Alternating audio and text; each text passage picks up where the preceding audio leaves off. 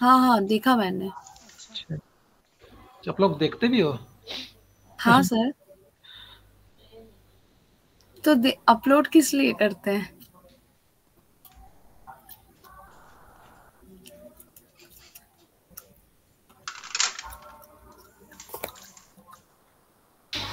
चलो, मुझे लगा कभी कभार खाली देखते होंगे, बट तो कहो तो फिर अच्छे से अपलोड कर दिया करूंगा, मैं खुद कर दूंगा ना। थंबनेल वंबनेल लगा दूंगा, बाहर से ही देख के पता लग जाएगा, डिस्क्रिप्शन में लिख दूंगा मैं। मुझे लगता था खाली फॉर्मेलिटी के तौर पे, इसलिए मैं उस पर ज़्यादा अटेंशन नहीं देता था मैं। तो सर एक्चुअली हमेशा तो ऐसा नहीं होता है ना कि आज आपने एक्सरसाइज दिया तो मैंने आज ही किया, और मैं तो ऐसे ही, मुझे मेरा याददाश्त थोड़ा कमजोर है, तो मुझे कभी कभी देखना पड़ता है। तो देखो ना, तो मैं कमजोर याददाश्त एक्चुअली क्या ये करती हूँ होगा। ना, मेरे को ट्रैवल करना पड़ता है। पहले मैं गाना वाना सुनती थी ट्रैवल करते टाइम, लेकिन अभी मैं वो वीडियोस वगैरह ही देखती रहती हूँ। अच्छा, देखो आपकी याददाश्त जो बता रही है ना, हम्म। आई थिंक आपने मतलब जब 2-3 साल हो गए होंगे आपको पढ़ाई छोड़े हुए ना। Sir 7 years. तो 7 साल में आपने कुछ पढ़ाई लिखाई नहीं करी हो ना। नहीं, सिर्फ ऑफिस का काम जो भी हाँ, करी। ये ऐसा होता है। तो आपका जो ब्रेन होता है वो आइडल मोड में चला जाता है, फिर वो कुछ करता उरता नहीं है। हम्म। ये मेरे साथ भी था, ठीक है। जब हम पढ़ते लिखते हैं तो हमारा ब्रेन एक्टिव होता है। दीक्षा, देखो, जो छोटे मोटे टॉपिक्स लिखे हैं, तो वाइडली जो क्वेश्चन पूछा जाता है वो V lookup, what is the V lookup, ठीक है। तो देखो, वी का मतलब होता है वर्टिकल, लुकअप का मतलब होता है लाइक सर्च करना, ढूंढना। तो ये पॉइंट्स लिखे हैं, इस पॉइंट्स पे मैं नहीं जा रहा हूँ, हल्का सा ओवरव्यू दे देता हूँ भाई। देखो, जो वी लुकअप देखोगे, एरर हैंडल कैसे करोगे, इफ को इंटीग्रेट करना सीखोगे, डेटा वैलिडेशन का भी आप यहाँ पे सिनेरियो देखोगे, फॉर्मूला एलिमेंट्स लॉ को करना देखोगे, नेम रेंज यूज करना देखोगे, एच लुकअप भी देखोगे, अप्रोक्सीमेट मैच भी देखोगे, सेम सीट पे लगाना, डिफरेंट सीट में है डेटा उस पे भी लुकअप लगाना देखोगे, अलग वर्कबुक में डेटा है उस पे लगाना देखोगे, डायनामिक लुकअप लगाना देखोगे, हेडर के साथ वो डायनामिकली मूव करेगा अपने आप, कॉलम फंक्शन का देखोगे, रोज फंक्शन के साथ भी देखोगे। यानी कि हम कॉलम्स में जो मेरा कॉलम वाला पैरामीटर है वो हम इसके साथ इंटीग्रेट कराएंगे, मैनुअली नहीं लिखेंगे हम, डायनामिक होगा ये भी। मैच फंक्शंस भी देखोगे, और आप हेल्पर कॉलम का यूज करके भी देखोगे, ठीक है। चूज फंक्शन के साथ भी देखोगे। लोग कहते हैं कि जो मेरा वी लुकअप है वो रिवर्स में नहीं चलता है।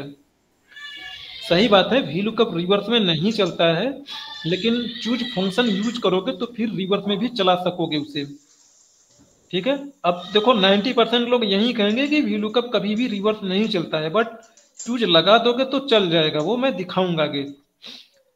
अभी तक जो आपने left right mid string functions देखे हो उसके साथ भी देखोगे आप यहाँ पे, ट्रिम फंक्शन का भी देखोगे आपने, और स्पेस स्पेस हैंडल करना देखोगे, ठीक है।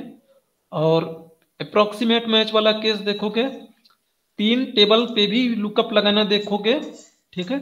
तो ये सारे बेसिक कुछ पॉइंट्स है, इतने सारे सिचुएशंस आप देखने जा रहे हो, ठीक है। यहाँ पर जो है ये आपके लिए एक टेबल्स है, बना बनाया डेटा है, इस पे कोई क्वेश्चन नहीं है। यहाँ पे लिखा है V lookup means vertical, H lookup means horizontal. ये नहीं डेटा को यूज करेंगे, ये इनवॉइस वाला डेटा है भाई। और ये देखो, वर्टिकल डेटा है, वर्टिकल मीन्स कॉलम आपका वर्टिकली स्टैंड आउट है। और यहाँ पर आपका जो कॉलम है, वर्टिकल का मतलब कि बुमरैंग ऐसे है, बुमरैंग का डेटा वर्टिकल है भाई, पार्ट नंबर का डेटा वर्टिकल है, बट एच लुकअप में पार्ट नंबर का डेटा हॉरिजॉन्टली फ्लो हो रहा है। तो इसमें भी लुकअप लगाओगे, इसमें एच लुकअप लगेगा। जो लुकअप लगेगा हमेशा सोर्स ऑफ डेटा के कॉन्टेक्स्ट में लगेगा, आगे उसे मैं बताऊंगा। ये कमीशन वाला टेबल है, ये टैक्स टैक्स रेट वाला टेबल है। अब यहां से मेरा शुरू होता है, ठीक है। यहां से शुरू हो रहा है, तो देखो यहाँ पे, यहाँ पर आपका जो डेटा दिया गया है, और देखो ना, हर एक के आगे ना छोटा सा डिस्क्रिप्शन लिखा गया है। तो जैसे यहाँ पे देखो, बुमरैंग दिया गया है बेलेन, और प्राइस लेके आनी है इस टेबल से। ये टेबल है आपका, यहाँ पे बूमरैंग और प्राइस दी गई है। तो देखो वी लुकअप आप लिखते कैसे हो भाई? वी लुकअप आपने लिखा, ये आपकी लुकअप वैल्यू हो गई, टेबल एरे बोल रहा है। तो देखो जो बेलेन है ना, ये इस वाले कॉलम में मिलेगा बूमरैंग में। तो ये वाले का सिलेक्शन हमेशा ना पहले शुरुआत वाला होना चाहिए। शुरुआत वाला अगर देखो ये बूमरैंग इस कॉलम में होता तो हम सिलेक्शन टेबल रेंज यहां से करते, यहां से इसे छोड़ देते। जिसे सर्च करे वो खुद पहला होना चाहिए। तो ये अपने पहला यहां से हो रहा, तो यहां सर्च करा मैंने, ठीक है। यानी A5 से लेके D12 तक है। नेम मैनेजर लगा रखा है इसने, इसने नाम वी टेबल लिख रखा है, ठीक है। अभी इसे हटा दूंगा मैं, कोई नहीं। तो प्राइस के लिए होगा कॉलम नंबर 4। देखो कॉलम नंबर 4 में जो आपने रेंज सेलेक्ट करा है वहां से काउंट करना शुरू करोगे। मेरा सिलेक्शन से यहां से हो रहा है तो यहीं से काउंट होना शुरू होगा। कॉलम नंबर 1 होगा, ये होगा कॉलम नंबर 2, ये होगा column number 3 and that's column number 4। तो ये देखो जो यहाँ पे बताता है हिंट के तौर पे कि कॉलम इंडेक्स नंबर दोगे तो 4। ये देखो रेंज लुकअप है, हमेशा 0 लिखना। आगे समझ में आएगी मैं 0 क्यों बोल रहा हूं, अभी नहीं समझ में आएगा। फॉल्स लिखो चाहे 0 लिखो एक ही बात है। तो देखो बेलन का प्राइस बता रहा है 26.95 एंड अगर मैं यहाँ पर सनसेट लिख दूं या क्वाड लिख दूं तो ये प्राइस अपने आप सनसेट का हो जाएगा। तो देखो सनसेट जब आप लिख रहे हो तो सनसेट की प्राइस 18, अच्छा सनशाइन है भाई, सॉरी ये है सनसेट, तो 20.95 है इसकी प्राइस है। वी टेबल करके था तो नेम मैनेजर हटा दूं अभी के लिए मैं, इसकी जरूरत नहीं है, तो डिलीट कर देता हूं मैं, ठीक है।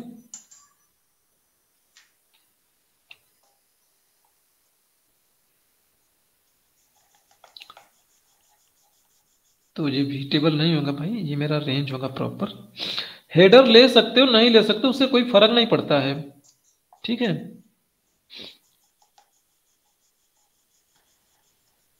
तो फॉर्मूला देखने का मन करे तो मैं यहाँ पे फॉर्मूला लिख देता हूं मैं। फॉर्मूला टेक्स्ट से आप फॉर्मूला रीडेबल मोड में देख पाओगे। अब यहाँ पर यूनिट दे रखा है तो बोल रहा है कि एक यूनिट का प्राइस इतना है तो 3 यूनिट्स का कितना होगा, तो मल्टीप्लाई कर दोगे आप सिंपली,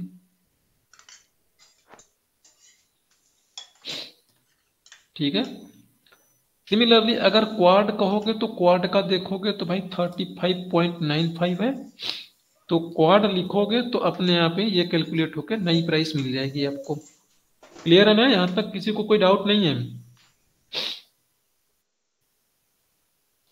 जो देखो इसमें मैंने 0 लिखा है ना वो एग्जैक्ट मैच के लिए लिखा है। ये एग्जैक्ट मैच का मतलब 0 होता है।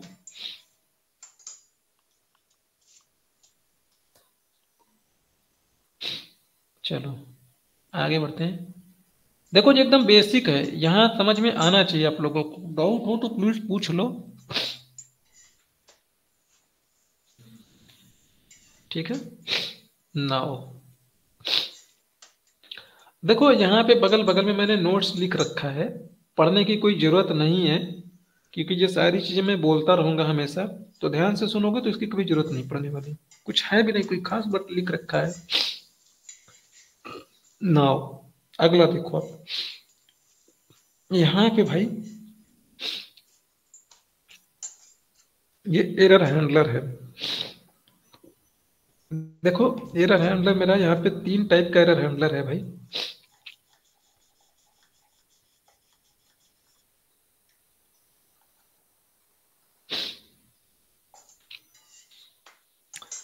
देखो मैं यहाँ पे लुकअप लगा रहा हूँ, इसकी प्राइस मुझे लेके आनी है। फॉर्मूला लिख रहा हूँ बेलन के लिए, एक बार लिखा आपने, और मैं यहाँ पर ये मेरा रेंज है। अब अगला पैरामीटर क्या होगा स्वाति?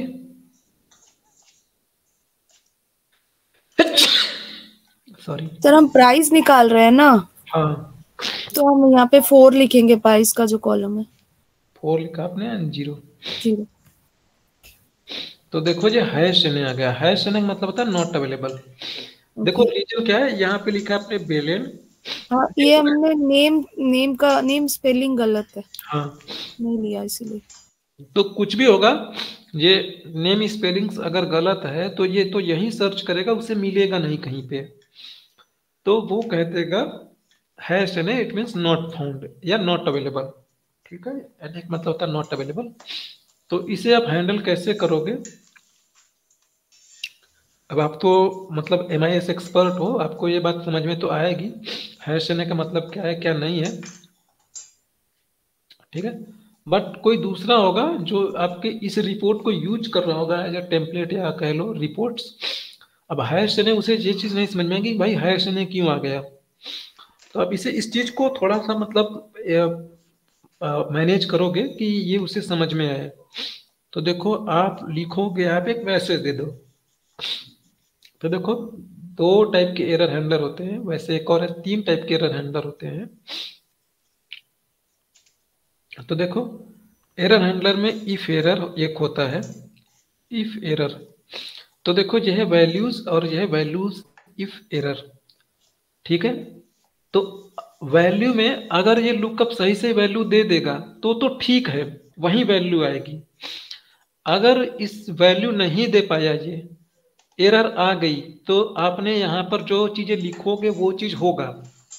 तो मैं यहाँ पर एक बात लिख देता हूँ, आप फॉर्मूला भी लिख सकते हो। तो मैं यहाँ पे लिख दूंगा मैं नॉट इन डेटा, मैंने ऐसे लिख दिया। तो अब देखो काम किस तरीके से करेगा। जैसे ही यहाँ पे गलत लिखा वो बोल देगा भाई कि ये मेरे डेटा में ही अवेलेबल नहीं है। तो यूजर को समझ में आ जाएगा कि कुछ मैंने रिकॉर्ड्स गलत लिखा है, तो वो सही से लिखने की कोशिश करेगा। ये इफ एरर जैसे ट्रू फॉल्स वाला काम कर रहा है ना।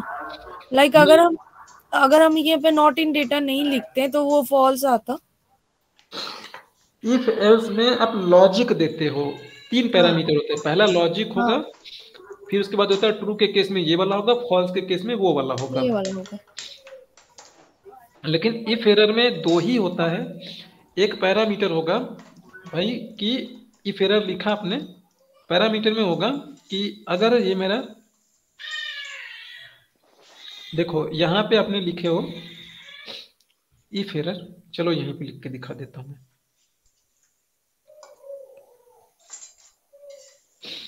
ये वैल्यू है, अगर वैल्यू आ गया तो वही वैल्यू छाप देगा जो वैल्यू आनी चाहिए। अगर कोई एरर आ गई तब ये फिर एरर में जो चीज आपने लिखा है वो वाला एग्जीक्यूट होगा। उस केस में एरर आने पर ही ये एग्जीक्यूट होगा।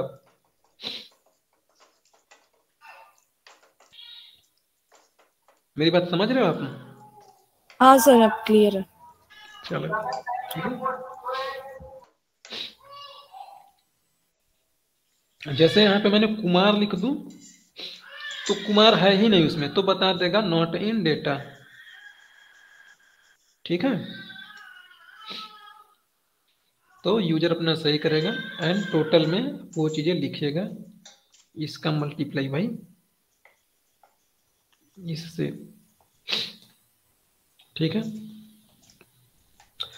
अब देखो दूसरा वाला जो एक एरर हैंडलर है उसका नाम है इफ एन ए। ठीक है, देखो जो मेरा इफ एन ए है ये इंट्रोड्यूस हुआ है 2016 में। अगर आप एक्सेल 2016 वाला चला रहे हो तो आप इफ एन ए मिलेगा। अगर उससे पहले वाला कोई एक्सेल होगा लाइक 2013 वाला हो, 2007 वाला हो, तो उसमें इफ एन ए नहीं मिलेगा। ठीक है, if error if N A similar है। देखो यहाँ पे मैं बेलन लिख के दिखा रहा हूँ आपको, मैं बेलन लिखा आपने। तो देखो इफ एन ए क्या काम करता है, ये भी वैसा ही है, value if N A.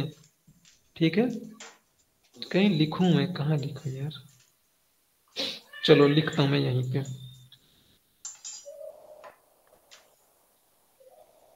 If N A value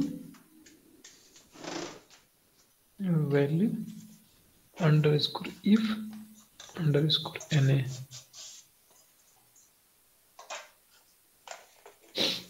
ठीक है। इफ एरर में वैल्यू है, इसका सिंटैक्स है। ठीक है, इनके सिंटैक्स के वर्डिंग में ना आपको बहुत बातें समझने वाली होती है, इसलिए मैं लिख रहा हूं। मैं पढ़ोगे तो बात समझ में आ जाएगी कि ये कह रहे हैं मेरे से।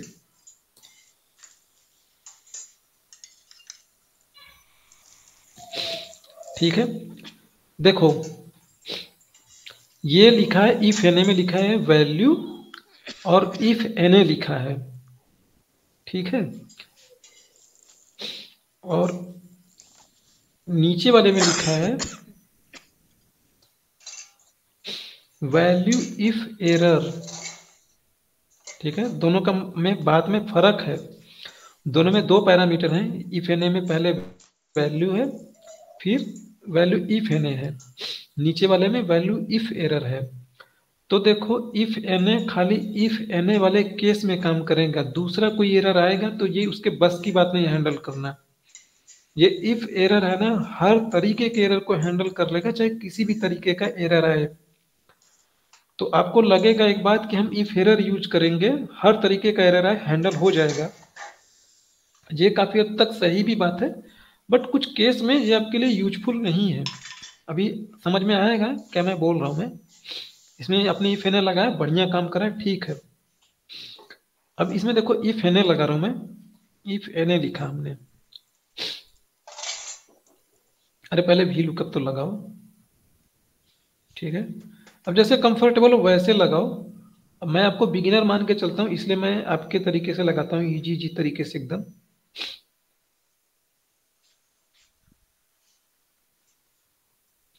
तो कॉलम नंबर 4 लिखा आपने एंड 0 लिखा। अब देखो जो बेलेन है, हैश एन ए है, ठीक है भाई। अवेलेबल नहीं तो मैं इसमें इफ एन ए लिख देता हूं मैं।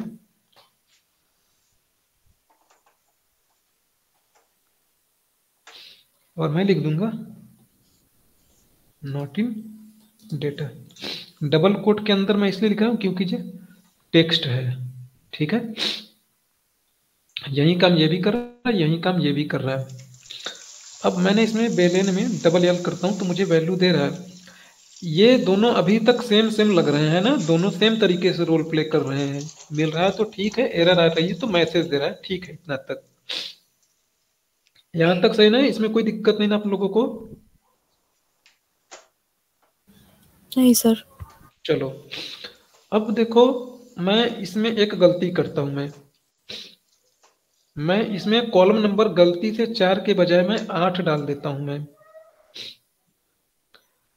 आपने जितना सिलेक्शंस लिया है इसमें कॉलम 8 है ही नहीं, 4 ही कॉलम है भाई, उसे 8 कहां से बताओगे आप, है ना? अरे ये जो आपकी रेंज है A5 से लेकर D12 तक भाई, 4 ही तो कॉलम हुए ना। अब कहोगे कि इस रेंज में से 8वें कॉलम की वैल्यू लेके आए, 4 ही कॉलम है, 8वें कॉलम की वैल्यू कहां से लाएगा वो? नहीं ला पाएगा ना। नहीं। तो अब इफ है ने जो है ये फेल हो गया। ये बता दिया कि उसमें रेफरेंशियल एरर है। हैश ने एरर आता तो ये वाला एग्जीक्यूट होता, नॉट इन डेटा लिखता, लेकिन ये एरर कोई दूसरा एरर आ गया इफ एन के बजाय।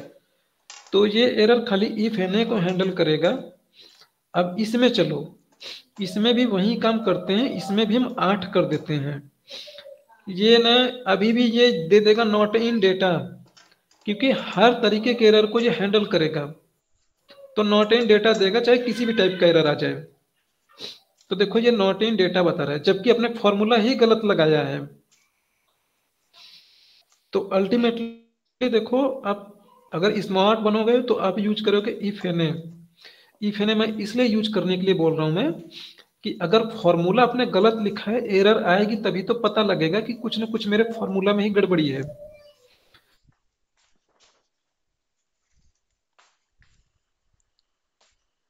बेबी, लो लो ये खाना लो, उठो।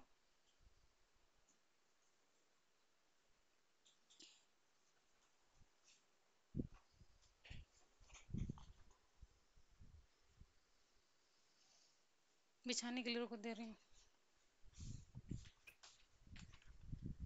अरे इंटरनेट चला गया। चलो अब एक और एग्जांपल शो कर रहा मैं आपके लिए कि यहाँ पे इफ एरर में मैंने अगर 2 से डिवाइड करूं जीरो को, सॉरी उल्टा बोलो, चलो मैं बाद में खाऊंगी। 2 डिवाइडेड बाई जीरो, यानी कि 2 को मैं जीरो से डिवाइड करने की कोशिश करूंगा, तो ये एरर आएगा ना।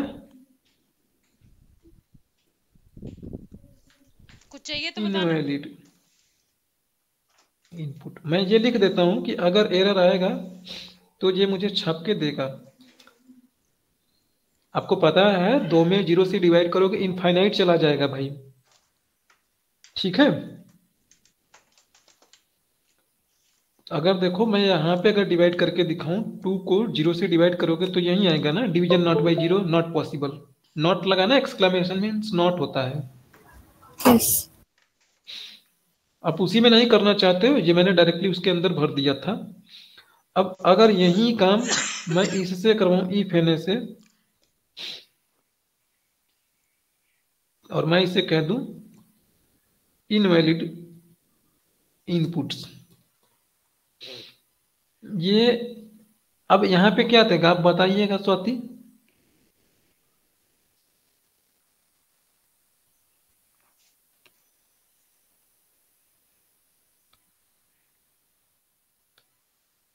ये तो वही ले रहा है ना 2/0 ही। आंसर इसका क्या आएगा? हाँ 2 डिवाइडेड बाई जीरो ही ले रहा है ये। हाँ तो ये भी इनवैलिड इनपुट ही आएगा ना सर। देखो मैंने बताया कि जो इफ एन है ना, खाली हैश ने वाली एरर को हैंडल करेगा। ये कौन सी एरर है? Division by zero not possible. तो ये हैश ने वाली एरर थोड़े ना है, तो ये एरर दे देगा आपको, वही वाला एरर देगा जो एरर आ रहा है। ओके। ठीक है, तो देखो डिवीजन नॉट बाई जीरो का दिया, और यहाँ पे आप यूज कर रही हो इफ एरर, तो इफ एरर इस एरर को भी सप्रेस कर देगा और यही मैसेज दे देगा।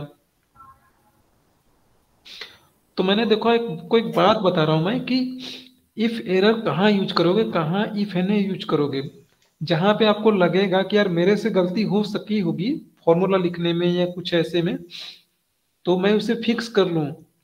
लेकिन अगर आपने फॉर्मूला लिखा गलत है और आप इफ एरर लिख रहे हो तो उसको भी वो सप्रेस कर देगा, एरर ही नहीं आने देगा। आपको पता कैसे लगेगा कि मेरे फॉर्मूला में रेफरेंस गलत है या क्वेश्चन ही गलत उसे भेज रही हूं मैं, तो फिक्स कैसे करोगी आप? ठीक है, तो एरर आना भी जरूरी है आपके लिए। क्लियर या नहीं clear? Yes sir. Yes sir तो बोल रही हो, नहीं क्लियर होगा तो पूछ लीजिएगा, ठीक है। ओके। क्लियर है। अच्छा क्लियर है, चलो ठीक है।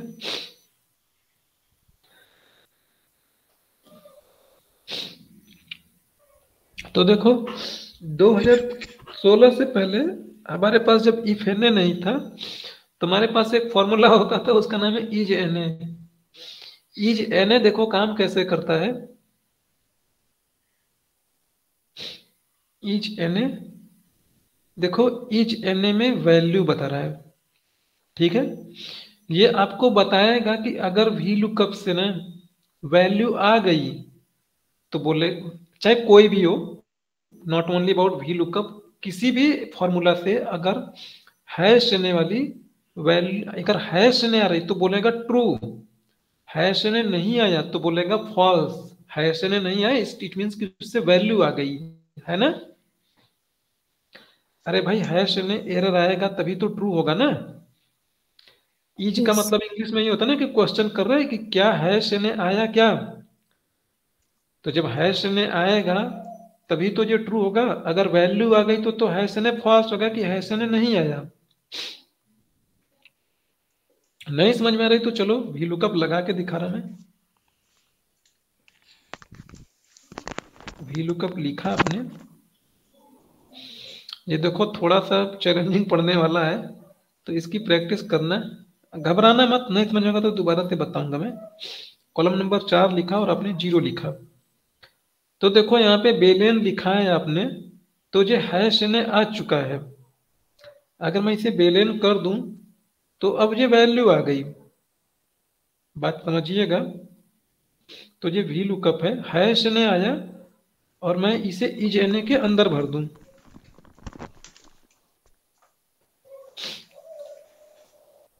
तो देखो ये ट्रू बोल रहा है, क्योंकि ये बेलेन लिखा आपने तो हैश ने आ जाएगा ना, तो हैश ने का एरर आएगा तो ट्रू बोलेगा। अगर हैश ने की एरर नहीं आई, यानी कि सही से वैल्यू आ रही होगी, तो वो फॉल्स हो गया। यहां तक समझ में आई बात? Yes sir. चलो, तो मैं इसे ये बात बोलूंगा, इसे कॉपी कर लेते हैं, कंट्रोल एक्स। मैं बोलूंगा कि देखो भाई, इफ लिखो, अगर एरर, मैं इसे बोला, ये वाली मैंने कर दिया पेस्ट, ठीक है।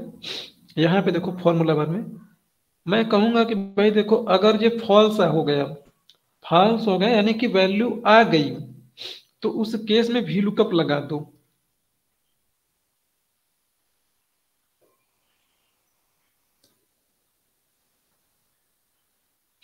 वी लुकअप लगा देना है इससे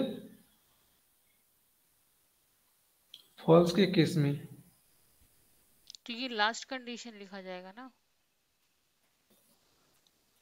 पहला लॉजिक हो गया ना मैडम, ये पहले इतना तो लॉजिक होगा, अगर ट्रू होगा तो ये होगा, तो फॉल्स वाला लिखा जाएगा, तो लास्ट में लिखा जाएगा ना ये वी लुकअप, उसके बीच में एरर आएगा, वो स्टेटमेंट देना पड़ेगा ना। ये उल्टा चलता है ना दीक्षा। हाँ उल्टा चल रहा है, इसीलिए बोल रही हूँ मैं, अगर इफ ये कंडीशन हाँ ट्रू। हाँ हाँ, सही सही बोल रही, सही बोल रही है। अब इतना वी लुकअप लिख दिया है, तो ये वाला पैरामीटर करके उसे आगे लिख दूंगा, कोई नहीं। और ये दूसरा पैरामीटर सही बोल रही, मैंने लिख दूंगा नॉट फाउंड, नॉट फाउंड या इनवैलिड डेटा, यहाँ ठीक है। पे दो ब्रैकेट एक ही ब्रैकेट क्लोज होगा ना कि दो होगा?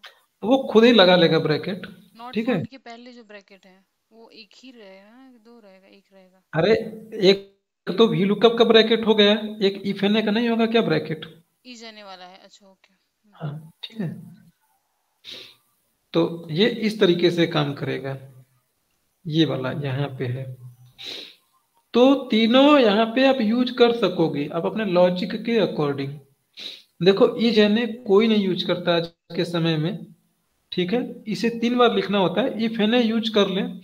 बट मैंने देखा है लोग 99% लोग ना इफ एरर ही हर जगह लगा देते हैं, ठीक है। तो मैं कहूंगा कि आप वाइजली लगाओ, कहाँ इफ एरर लगाना चाहिए, कहाँ इफ एन ए लगाना चाहिए।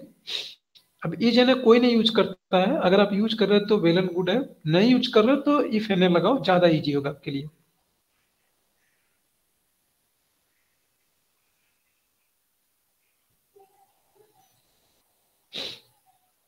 चलो, अब देखो यहाँ पर टाइपिंग एरर होने के चांसेस थे,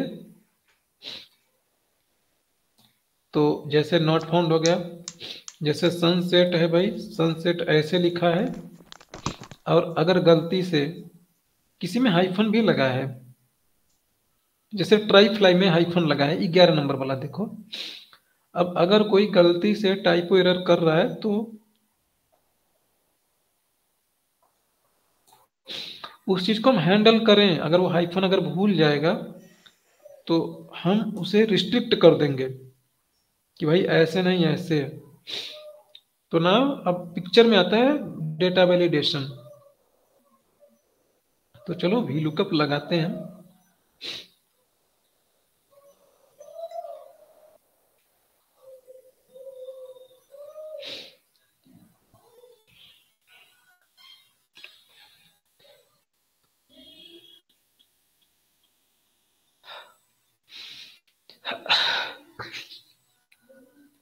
कॉलम नंबर 4 एंड 0 लिख दिया आपने। अब देखो, गलती से अगर इसमें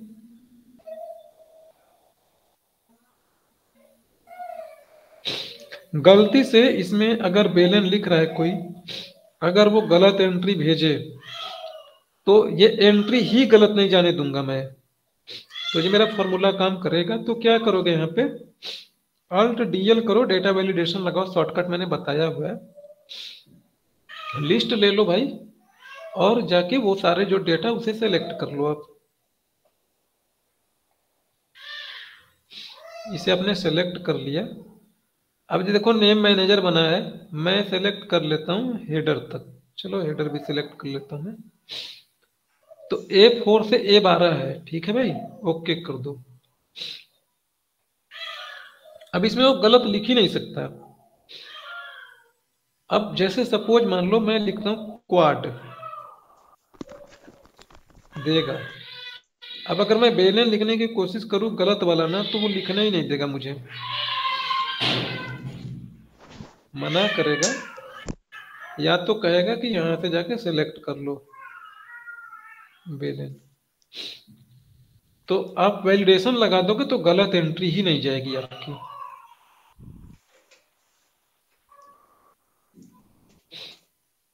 क्लियर ना स्वाति? Yes sir.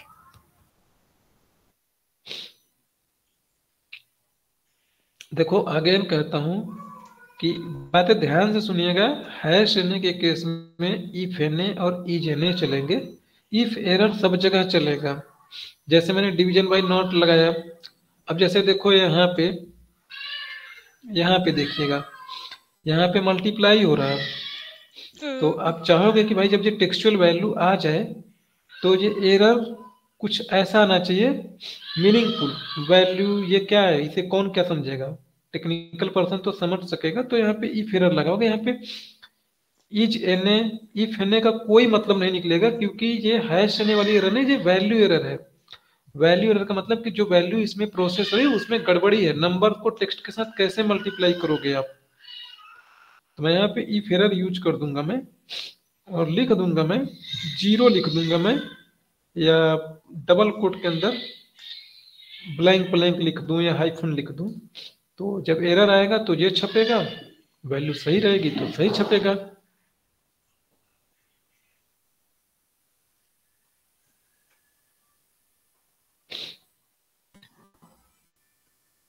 तो ये कॉलम नंबर 4 कर देता हूं मैं, 8 कर दिया था मैंने, ठीक है। चलो डेटा वैलिडेशन तक समझ में आया। अब देखो अभी तक हम जो भी फॉर्मूला लगा रहे हैं, हम बार बार आके इस रेंज को सिलेक्ट कर रहे हैं, यहां से यहां तक ऐसे सिलेक्ट कर रहे हैं लुकअप में। तो हम चाहते हैं ना कि हमें ऐसा ना करना पड़े, तो हम क्या काम करेंगे, इसका एक नाम दे देंगे। भाई इतना रेंज मैंने सिलेक्ट करा, नेम मैनेजर मैंने बताया या नहीं बताया आप लोगों को? आई थिंक बताया मैंने नेम मैनेजर ना, कंट्रोल के साथ F3। इसका स्कोप शीट 1 पे रहेगा, शीट 2 पे रहेगा, मुझे लगता है मैंने बताया हुआ है। देखो नहीं बताया, नहीं बताया इस लेक्चर में, क्लास में नहीं बताया आई थिंक। अच्छा चलो याद आएगा तो बता देना, नहीं होगा तो कोई नहीं, बता दूंगा। देखो जितना आपने रेंज सेलेक्ट करा है ना, उसका आप एक नाम रख दो, ठीक है। फॉर्मूला टैब के अंदर मिलता है, इसका शॉर्टकट होता है कंट्रोल के साथ F3, ठीक है। कॉपी में लिखा करो, ठीक है, ये बातें आपको हेल्प करेंगी। तो आप चाहो मल्टीपल कॉलम्स को सिलेक्ट करके बनाओ, चाहे एक कॉलम को, चाहे एक सेल को, चाहे जितने सेल को मन करे उतने उतने सेल को लेके बना सकोगे आप, ठीक है। तो देखो मैंने इतना सेलेक्ट करा है पहले, तो न्यू पर गया मैंने, और इसका नाम रख दो। तो मैं इसका नाम रखता हूँ वी टेबल, पूरी टेबल है तो मैं इसका नाम रखता हूँ वी टेबल। दूसरा कुछ मन करे तो आप दूसरा कुछ रखना। देखो जो स्कोप है, स्कोप में बाय डिफॉल्ट वर्कबुक है, तो वी टेबल नाम को ना आप किसी भी वर्कशीट पर यूज कर पाओगे, entire workbook on this workbook.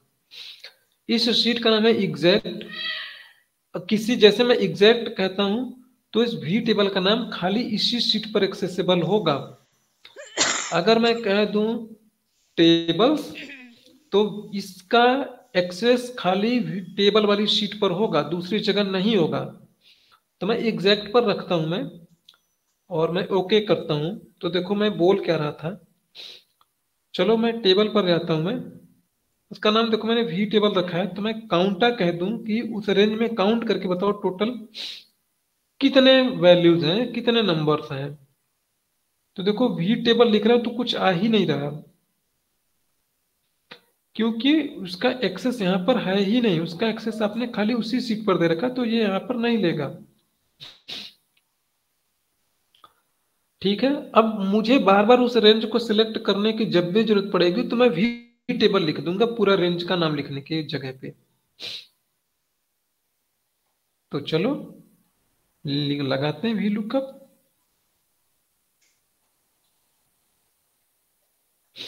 ये लिया आपने टेबल एरे, जो रेंज सेलेक्ट करा था उसका नाम दिया मैंने वी टेबल। देखो नाम आने लगा है और जो टेबल के जैसा बना हुआ है। मच्छर। तो आपको ये बात पता लगेगी कि भाई ये नेम मैनेजर से नाम आ रहा है। वी टेबल कॉलम नंबर 4 लिखोगे जैसे करते थे वैसे, और लास्ट में फॉल्स लिखोगे अप्रोक्सीमेट मैच के लिए। ठीक है, इसे बदल के देखो, सही से वैल्यू का आउटपुट आएगा। ठीक है, किसी को कोई डाउट नहीं ना? सर ये वाला फिर एक बार रिपीट कीजिए, रेंज वाला। उस रेंज का नाम आपने वी टेबल लिख बना रखा है ना? हाँ। तो वी टेबल लिखो, चाहे ये वाला रेंज जाके सिलेक्ट करिएगा जो रेंज है। इसी रेंज को पहले सिलेक्ट करती थी आपने ना? हाँ। तो अब ये रेंज सेलेक्ट करने के लिए आपको ऊपर आना पड़ा ना? हाँ, तो हम भी टेबल करके रखेंगे तो नहीं आना पड़ेगा हाँ, ये। नाम उसका बना दोगे तो कहीं पे भी रहोगे तो भाग भाग के यहाँ पे आना नहीं पड़ेगा। ठीक है, ओके। तो अगर मैं रेंज बढ़ा कल लूंगा तक तो थोड़ा चाहे बहुत ऐसे टाइम लिखो, लेना, चाहे उसके बाद 10-15 टेबल मिनट। कर दो।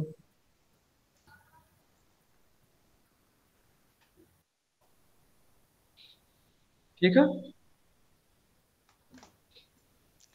अच्छा, काट काट के अभी एक चलो मारे। देखो यहाँ पे क्या है, ये वीलुकअप लगा रहे हैं हम। ठीक है, और नहीं है। इसे देखोगे समझ जाओगे। वी लुकअप लगाया है मैंने, इसमें क्या करता था, यहाँ पे यूनिट है इससे मल्टीप्लाई यहाँ पे करते थे, वहां पे और यहाँ पर हम सीधा वी लुकअप लगा रहे हैं प्लेस पे चढ़ और जाता डायरेक्टली मल्टीप्लाई जो 3 यूनिट का ना B33 उसको यहाँ पे मैं मल्टीप्लाई कर दे रहा हूँ डायरेक्टली। तो लुकअप लगने के बाद जो रेट आएगा उससे जो 3 से मल्टीप्लाई होके मुझे एक ही सेल में वैल्यू मिल जाएगी डायरेक्टली। ठीक है, कोई डाउट नहीं ना? नहीं। चलो, देखना बेटा, गिरना मत। कंफ्यूजन नहीं हो रहा ना किसी को? चलो छोड़ो, जाने दो, ये लुकअप कल बताऊंगा, नहीं तो कंफ्यूज हो जाओगे भाई। इतना ही कर लेना रिवाइज। ठीक है, ओके सर। मैं जो चीजें शेयर कर दूंगा मैं आप लोगों को अभी, ऐसे करिए। कोई डाउट होगा तो प्लीज पूछना।